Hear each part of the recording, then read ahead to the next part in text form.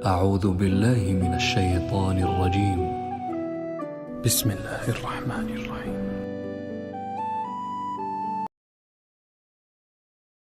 نہیں، آج بے نمازی بہت زیادہ ہو گئے ہیں۔ آپشنل ہو گیا ہے، نماز پڑھتا ہے کہ نہیں پڑھتا۔ ونس اپون اے ٹائم یہ آپشنل نہیں تھا۔ نبی صلی اللہ علیہ وسلم کی حدیثوں سے ہمیں پتہ چلتا ہے، یہ جو بہت ساری حدیثیں آتی ہیں نا جن میں پتہ چلتا ہے جو نماز نہیں پڑھتا وہ اسلام سے خارج ہے۔ من ترک الصلاۃ متعمدا فقد کفر، جو نماز جان کے چھوڑ دے وہ کافر ہو گیا۔ ان حدیثوں کا مطلب علماء نے یہی بیان کیا کہ اس دور میں یہ ممکن نہیں تھا مسلم بھی ہو اور نماز چھوڑے، تو اس لیے آپ نے علامت بتائی ہے، بھائی جو نماز پڑھتا ہے وہ مسلم ہے، جو نہیں پڑھتا تو سمجھ لو ہندو یا عیسائی ہے، کیونکہ اس دور میں یہ ممکن تھا ہی نہیں کہ ایک آدمی نماز۔ دیکھو اس کی مثال ایسے، آپ فوجیوں کو دیکھتے ہو پریڈ کے دوران، جو پینٹ شرٹ میں ہے وردی میں ہے وہ فوجی ہے، جو سول ڈریس میں گھوم رہا ہے وہ کوئی دائیں بائیں کوئی بندہ ہوگا، وہ فوج کا آدمی نہیں ہو سکتا۔ ایسا ہی ہے نا، لیکن کسی ملک کی فوج کرپٹ ہو جائے، ڈسپلن کی ایسی کی تیسی ہو جائے، تو آدھے لوگ فوج میں آدھے جو ہے نا وردی میں ہوں گے، آدھے دھوتی بنیان میں، آدھی چڈی پہن کے پریڈ کر رہے ہوں گے۔ اس کا مطلب اس کا نظام کیا ہو گیا ہے؟ خراب۔ تو بالکل ایسے ہی ہے، نماز مسلم کی وردی ہے، جب بھی نماز کا ٹائم ہوگا مسلمان نماز کی فکر کرے گا۔ تو اس لیے نبی نے فرمایا جو نہیں پڑھ رہا وہ کافر ہے۔ مطلب یہ نہیں کہ کافر ہے، مطلب یہ کہ اس دور میں یہ پاسبل ہی نہیں تھا کہ ایک آدمی ایمان کا دعویٰ بھی کرتا ہو اور نماز کے ٹائم پہ نماز نہیں پڑھتا ہو، یہ پاسبل ہی نہیں تھا۔ اس لیے آپ نے علامت بتائی ہے کہ بھائی سمجھ لینا کہ وہ ہندو یا عیسائی ہوگا، وہ مسلم نہیں ہو سکتا۔ اس لیے بھائی آپ جتنے یہاں لوگ بیٹھے ہوئے ہیں نماز پہ کوئی کمپرومائز، بولو نا بھائی کیا ہو گیا؟ نہ جہاز میں نماز چھوڑنے کی اجازت ہے۔ میں بھی ایتھوپیا سے زیمبیا جا رہا تھا، وہ کنیکٹڈ فلائٹ تھی ایتھوپیا سے۔ جب فجر کی نماز پڑھ کے ہم اترے ہیں تو بہت سارے لوگوں کو دیکھو ایئرپورٹ پہ قضا وقت میں نماز پڑھ رہے ہیں۔ میں نے کہا یار آپ لوگ فلائٹ میں تھے، نماز کیوں نہیں پڑھی جہاز میں؟ انہوں نے کہا یار جگہ ہی نہیں تھی۔ بھائی میدان جنگ میں جگہ ہوتی ہے نماز پڑھنے کی؟ اللہ نے قرآن میں فرمایا کہ فَإِنْ خِفْتُمْ، اگر میدان جنگ میں ہونا، لڑائی چل رہی ہے اور نماز اب بہت مشکل ہو گئی ہے تمہارے لیے، بھائی کیسے، وہ تو مار دے گا دشمن۔ اللہ نے کہا کھڑے ہو کے پڑھ لو، بیٹھ کے پڑھ لو، سوار ہو کے پڑھ لو۔ ہیئت کو چینج کر سکتے ہو، قضا نہیں کر سکتے۔ کیوں؟ آگے اللہ نے فرمایا ان الصلاۃ کانت علی المؤمنین، ارے کیا حال ہے، خیریت سے؟ نماز کے بعد ملتے ہیں۔ ان الصلاۃ کانت علی المؤمنین کتابا موقوتا، فرمایا نماز مومنین پر مقررہ اوقات میں فرض ہے، اس کے ٹائم ہے، اپنی طرف سے آپ کو پڑھنے کی اجازت نہیں ہے۔ تو جہاز میں ہو، ٹرین میں ہو، جہاز میں نماز کا طریقہ یہ کھڑے ہونے کی اجازت مل جائے تو کھڑے ہو کے پڑھ لیں فرض نماز، نہیں ملتی آپ کو اجازت تو سیٹ پہ قبلہ رخ کر کے پڑھ لیں، قبلہ رخ بالکل ہی پیچھے کی طرف قبلہ ہے تو پھر جہاں منہ ہو وہاں پڑھ لیں۔ لیکن فرض نماز اگر بیٹھ کے پڑھی جائے تو ایئرپورٹ پہ اس کو احتیاطاً دہرایا جائے گا، سمجھتے ہیں؟ لیکن چھوڑنے کی کسی قیمت پہ اجازت نہیں ہے۔ شاپنگ کے لیے خواتین جاتی ہیں، نمازیں ضائع ہو جاتی ہیں، بھائی نہیں ہے، یہ آپشنل نہیں ہے، یہ ہر قیمت پہ آپ کو ٹائم پہ پڑھنی ہے۔ لوگ اکثر ایک جملہ کہتے ہیں اللہ غفور الرحیم ہے، معاف کرنے والا ہے۔ اللہ کیا ہے؟ غفور الرحیم ہے۔ دیکھو اسلام کے احکام آسان ہیں، لچکدار نہیں ہے، فلیکسیبلٹی نہیں ہے اس میں، یہ بات خوب اچھی طرح سمجھ لیں۔ جو رکن اسلام نے فرض کر دیا ہے نا تو اس کا مطلب آرڈر از آرڈر، اب وہ کیا ہو گیا ہے؟ فرض۔ اب اس میں اللہ نے یہ اجازت ہمیں دے دی ہے کہ سفر میں آپ نماز آدھی کر دیے، 4 کے 2 کر دیے، یہ آسانی ہے۔ یہ 2 کیے ہی اس لیے کہ اب آپ کے پاس قضا کا آپشن ختم ہو گیا۔ تو بھائی 5 ٹائم پابندی کے ساتھ اچھے بچوں کی طرح نماز کی کیا کرنی ہے؟ پابندی کرنی ہے۔ اس امت میں ایک نبی صلی اللہ علیہ وسلم نے خوشخبری سنا دی کہ پچھلی امتیں پوری گمراہ ہوئی ہیں، میری امت لا تجتمع علی ضلالہ، پوری امت کبھی بھی گمراہی پہ جمع نہیں ہوگی۔ تو کچھ لوگ غلط ہوں گے تو صحیح لوگ بھی ہمیشہ رہیں گے۔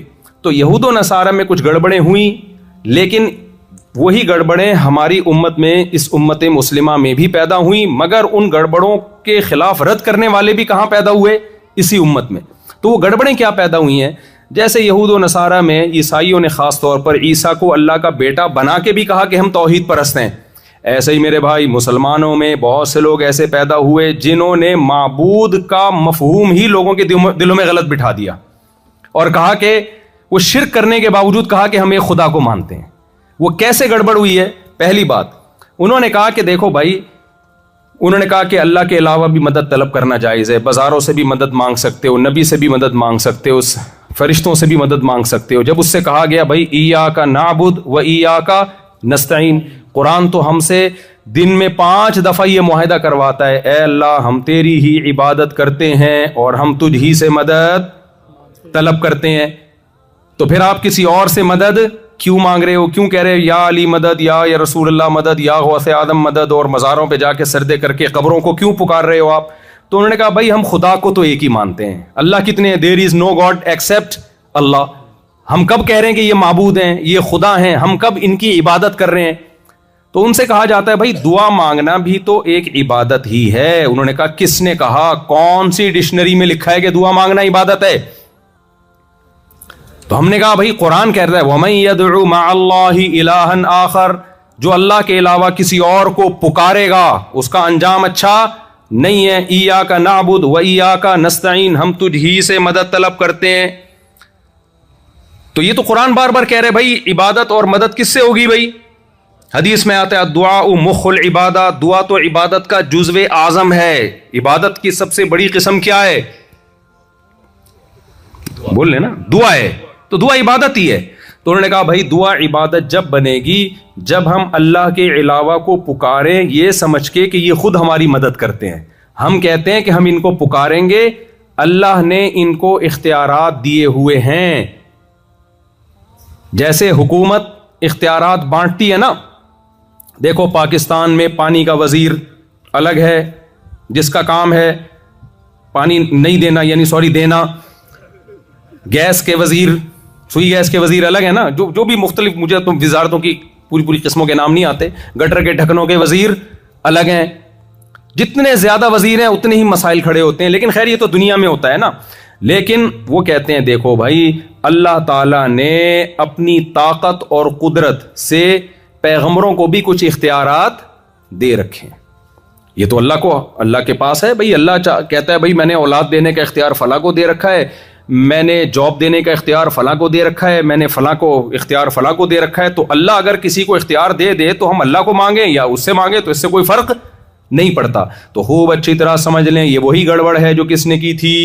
یہود و نصارہ نے اپنے دین میں کی تھی. اللہ کہتا ہے میں نے اپنے اختیارات کسی کو، منہ سے سینٹینس کمپلیٹ کریں، ٹائم کا مقابلہ سخت ہے، دھوپ میں بیان ہو رہا ہے تو آپ کو ذرا میرا ساتھ دینا پڑے گا، پکا کر کے جا رہا ہوں نا سبق میں. تو اگر توحید ہی ڈھیلی ہے تو پھر آگے تو پروگرام بڑھ گیا. اسلام کا پروگرام شروع سے ہی کیا ہو گیا؟ برباد ہو گیا. تو عقیدہ توحید پہ کوئی کمپرومائز نہیں ہے بھائی. تو عقیدہ توحید میں بھائی قرآن کہتا ہے میں نے اختیارات کسی کو بولو نہیں دیے. مشرکین جو بتوں کے بارے میں عقیدہ تھا نا، ہم جب مشرک سے پوچھتے ہیں کہ یار ان پتھروں کے بنے ہوئے بتوں کو تم خود اپنے ہاتھوں سے بناتے ہو تو یہ تمہاری بگڑی کیسے بنائیں گے، یہ تمہاری حاجتوں کو کیسے پورا کریں گے؟ تو وہ جواب میں کیا کہتے ہیں؟ اتنی سینس تو ان میں بھی ہے کہ یہ کیا کر سکتے ہیں. وہ کہتے ہیں یہ خود نہیں کرتے، ان کو اختیارات کس نے دیے ہیں؟ اللہ نے دیے ہیں. اصل تو بھگوان وہ ہے جو آسمانوں پہ ہے، اصل تو وہی ہے، لیکن اس نے ان کو اختیارات دیے. اللہ کہتے ہیں میں نے کسی کو اختیارات نہیں دیے. اس شرک کی قرآن میں نفی ہے. ٹائم چونکہ کم ہے تو میں وہ آیتیں پڑھ کے سناتا کہ قرآن نے جو نفی کی ہے نا اسی شرک کی ہے، کیونکہ 2 خداؤں کے مشرکین بھی قائل نہیں تھے. مشرکین کب کہتے تھے کریٹر 2 ہیں؟ وہ کہتے بھائی ایک کریٹر ہے. وَلَئِن سَأَلْتَهُمْ مَنْ خَلَقَ السَّمَاوَاتِ وَالْأَرْضَ لَيَقُولُنَّ اللَّهُ. قرآن کہتا ہے جب ان سے پوچھا جاتا ہے خالق کون ہے، وہ سب بیک زبان ہو کے کہتے تھے کون ہے؟ اللہ. ہندو بھی کہے گا کون ہے؟ اللہ. سکھ بھی کہے گا کون ہے بھائی؟ اللہ. عیسائی بھی کہے گا کون ہے؟ اللہ. وہ نام انہوں نے چینج کر کے رکھے ہوئے لیکن کریٹر ایک ہی مانتے ہیں سب.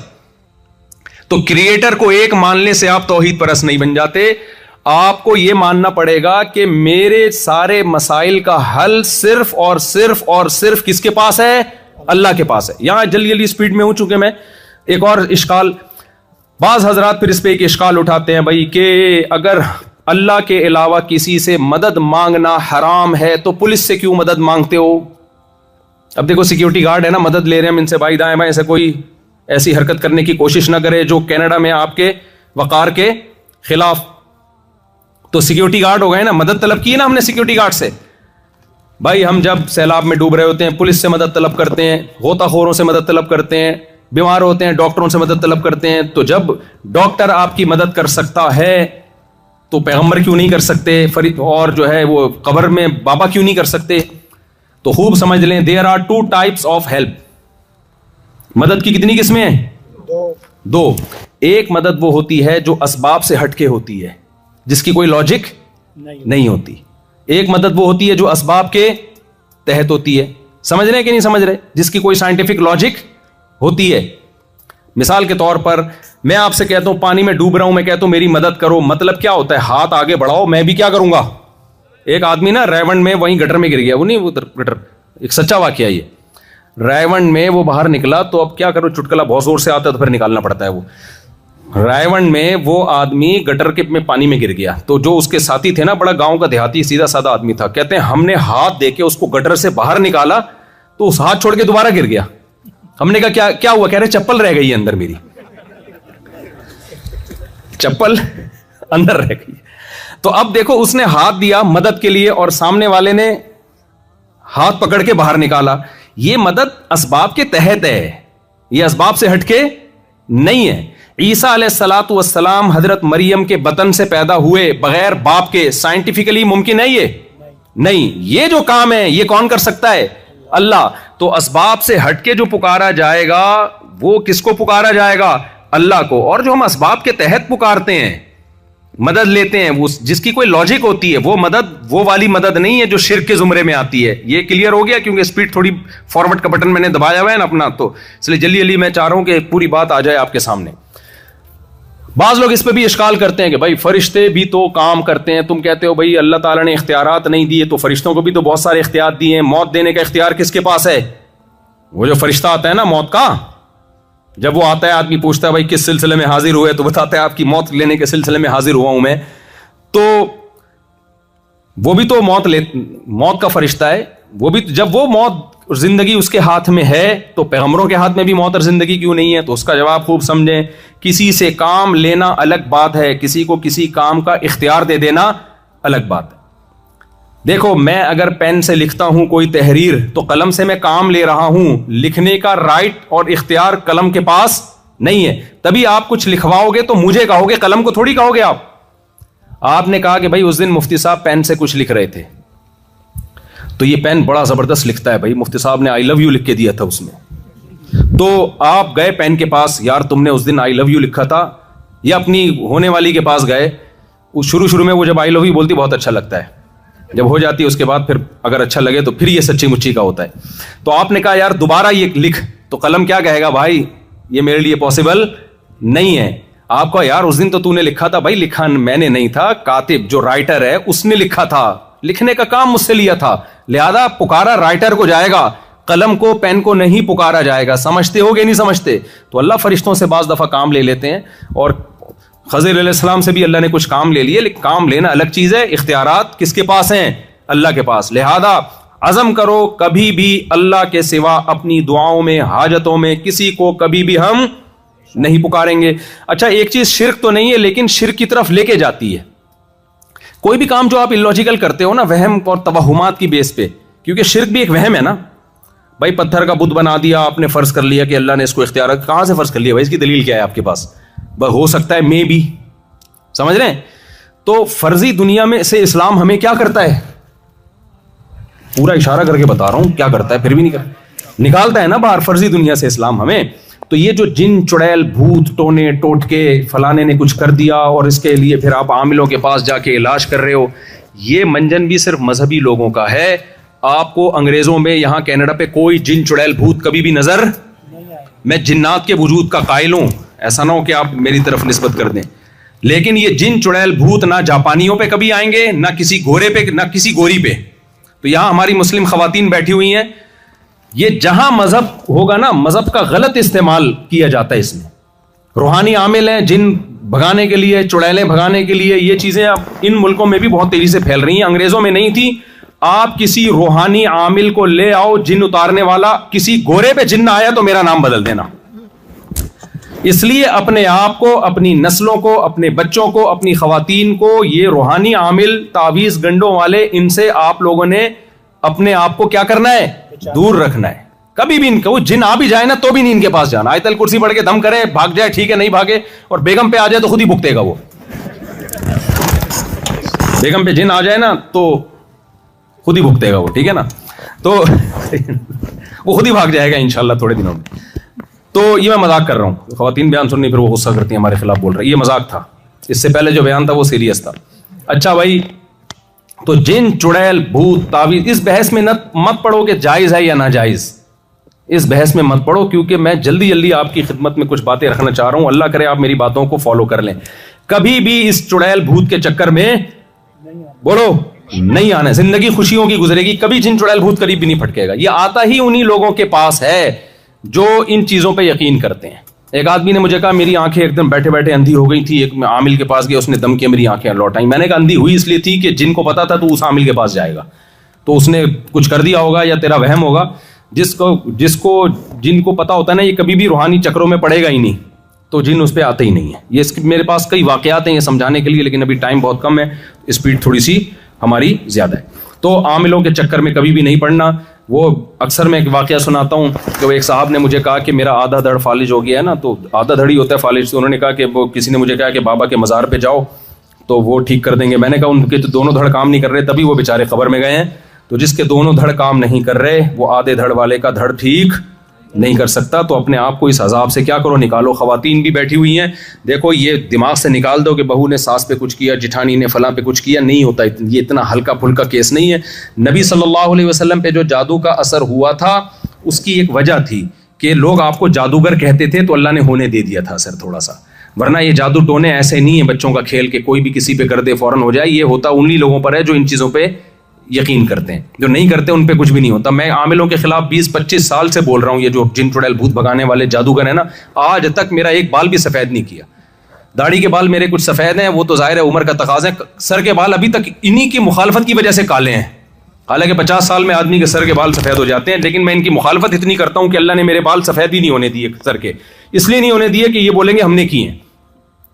تو کچھ چیزیں جو ہے نا اللہ کی طرف سے ہوتی ہیں. یہ عامل کسی کا کچھ بھی نہیں بگاڑ سکتے. اپنی سوسائٹی کو آپ نے ان چیزوں سے بچانا ہے. یہ مذہب کی غلط تشریح کر رہے ہوتے ہیں. مذہب ان چیزوں سے آپ کو نکالتا ہے, ان چیزوں میں آپ کو انوالو نہیں کرتا.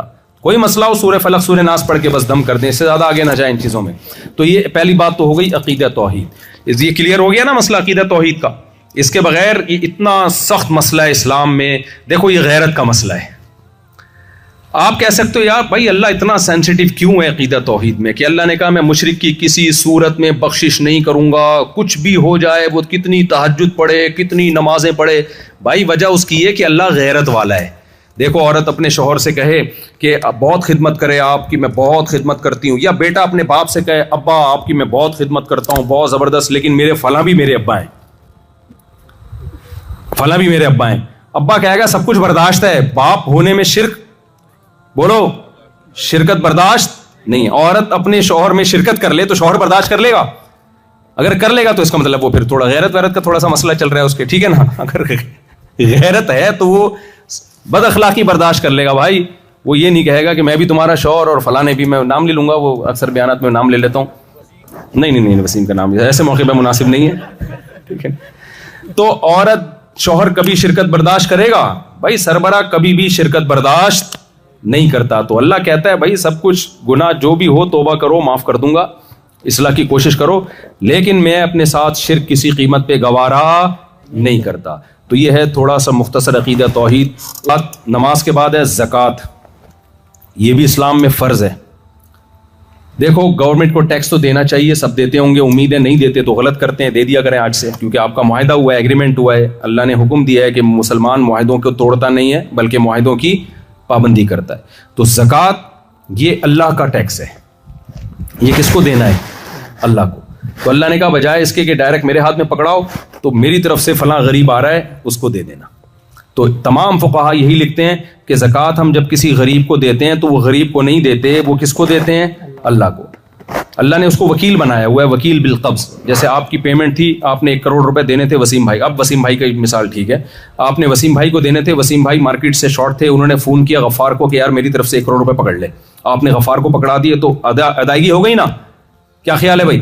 تو اللہ میاں بھی یہ کہتے ہیں کہ زکوٰۃ اصل میں مجھے دینی ہے, تم نے, میں متولی ہوں, لیکن اب کیا ہے میری طرف سے وکیل ہیں, فلاں فلاں فلاں قسم کے لوگ ہیں, ان کو دے دو گے تو میں کیا سمجھوں گا, مجھے دیے. تبھی اللہ کہتے ہیں من ذا الذی یقرض اللہ قرضا حسنا, کون ہے جو قرض دے گا کس کو, اللہ کو. تو اسلام نے زکوٰۃ کی بھی فضیلت بیان کی ہے, اور ساتھ ساتھ اسلام نے انفاق کی فضیلت, زکوٰۃ کے علاوہ بھی کچھ آپ پر ذمہ داریاں ہیں. وہ ذمہ داریاں کیا ہیں؟ نبی صلی اللہ علیہ وسلم نے فرمایا جو شخص پیٹ بھر کے کھائے اس کا پڑوسی بھوکا سوئے وہ شخص مومن نہیں ہے. پڑوسیوں سے زیادہ حق اسلام میں بلڈ ریلیشن کا ہے, خونی رشتوں کا ہے. دیکھو غیر مسلم کنٹریز میں حکومت کی رسپانسبلٹی بہت زیادہ ہوتی ہے, غریبوں کو سنبھالنا, بیواؤں کو سنبھالنا, لیکن مسلمان کے ہاں حکومت کی رسپانسبلٹی کم ہے, اسلام میں پبلک کی رسپانسبلٹی زیادہ ہے. آپ اپنے ماں باپ کو اولڈ ہاؤس میں نہیں چھوڑ سکتے. قرآن کہتا ہے وَعَلَى الْوَارِثِ مِثْلُ ذَلِكَ, نان نفقہ جو بھی بلڈ ریلیشن ہے نا, جو بھی مرنے کے بعد وارث بنتے ہیں, ان تمام وارثوں پہ ان کی وراثت کے بقدر نان نفقہ واجب ہوتا ہے. مثال کے طور پر ایک شخص کے 2 بیٹے ہیں, جب اس کی ڈیتھ ہوگی کوئی اور وارث نہیں ہے, تو 2 بیٹوں میں یا ایک بیٹا ایک بیٹی ہے, تو 2/3 بیٹے کا حصہ ہے اور 1/3 بیٹی کا حصہ ہے. تو یہ اگر اس کی موت واقع نہیں ہوئی اور یہ بوڑھا ہو گیا تو شریعت کیا کہتی ہے کہ یہ مر جاتا تو 2/3 بیٹے پر آتا, 1/3 بیٹی کے لیے آتا نا. تو اب جب یہ بوڑھا ہو گیا ہے تو اس کا جتنے بھی منتھلی نان نفقہ ہے, جو بھی اس کے ایکسپینسز ہیں, وہ 2/3 بیٹے پر ہیں اور 1/3 بیٹی پر ہیں. اگر وہ کما رہی ہے, جاب کر رہی ہے, نہیں کر رہی ہے تو سارا خرچہ کس پر ہے, بیٹے پر ہے. میں سمجھا پا رہا ہوں اپنی بات؟ تو آپ کو دائیں بائیں, اسی طرح بہن کا بھی حصہ ہے. آپ کی کوئی بہن ہے جو جاب لیس ہے اور اس کو ضرورت ہے پیسوں کی, تو شریعت میں گورنمنٹ کی ذمہ داری نہیں ہے, یہ کس کی ذمہ داری ہے؟ بولو بھائی, بھائی کی ذمہ داری ہے. یہ آپ کی خالہ, پھپھو, تایا, چچا, یہ ساری رسپانسبلٹی اسلام نے خونی رشتوں پہ لگائی ہے. غیر مسلموں کے ہاں وہ رشتے مارکیٹ سے کیا ہو گئے ہیں, شارٹ ہو گئے. ان کے لا ان کے حساب سے ہیں, وہ ٹھیک ہیں, لیکن آپ کے حساب سے جو اسلام نے لا بنایا ہے وہ کیا بنایا ہے کہ آپ کی بہن کے بارے میں سوال کس سے ہوگا, آپ سے ہوگا. اگر اس کے جیب میں پیسے نہیں ہیں, وہ اس کی ضرورتیں, بیسک ضرورتیں پوری نہیں ہو رہی, تو بھائی سے قیامت کے دن سوال کیا جائے گا. اور نبی صلی اللہ علیہ وسلم نے فرمایا سب سے بہترین صدقہ وہ ہے جو تم اپنی زوجہ کو کھلاتے ہو. تو اسلام میں بیوی کی ذمہ داری کس پر ہے بھائی؟ جاب بیگم پر لازم نہیں ہے, اس کی رسپانسبلٹی کس پر ہے بھائی؟ شوہر پر ہے. سمجھتے ہو کہ نہیں سمجھتے؟ اور نبی صلی اللہ علیہ وسلم نے فرمایا جو رشتہ دار ہیں نا, ان پہ جب آپ خرچ کرتے ہو, جو بھی بلڈ ریلیشن ہے, بھائی بہن, چچا, تایا, ماموں, یہ جو قریبی ہوتے ہیں, پپو, کوئی خاتون رہ گئی ہو تو مجھے بتا دینا, ایسا نہ ہو بولے ہمارا تو آیا ہی نہیں اس میں. تو جو بھی آپ کے خونی رشتے ہیں ان پہ خرچ کرنا آپ کی ذمہ داری ہے, اگر وہ مسکین ہیں, اگر ان کے پاس پیسہ نہیں ہے. نبی نے فرمایا جب تم رشتوں پہ خرچ کرتے ہو تو تمہیں 2 اجر ملتے ہیں, ایک صدقہ کرنے کا اور ایک رشتہ داری کو مضبوط کرنے کا. سمجھتے ہیں کہ نہیں سمجھتے؟ رشتہ داری مضبوط کرنا اسلام میں بہت بڑی عبادت ہے. نبی صلی اللہ علیہ وسلم نے فرمایا وہ شخص جنت میں نہیں جا سکتا جو رشتوں کو توڑتا ہے. کتنے واقعات ہمارے سامنے آئے. ایک بھائی کروڑوں روپے کما رہا ہے, دوسرا جاب لیس ہے, اس کے پاس پان گٹکے کے پیسے بھی. یہاں پان گٹکے کا آلٹرنیٹ کیا ہے کینیڈا میں؟ پان گٹکا نہیں ملتا یہاں پہ؟ اچھا ملتا ہے, گٹکا ملتا ہے, سب کچھ ملتا ہے الحمدللہ. آپ لوگ وہاں سے ایکسپورٹ پہ پابندی ہے, لیکن ٹائٹ قسم کی چیزیں ایکسپورٹ ہو رہی ہیں ہمارے یہاں سے, ٹھیک ہے. اچھا لیگل ہوتا ہے, پھر صحیح ہے.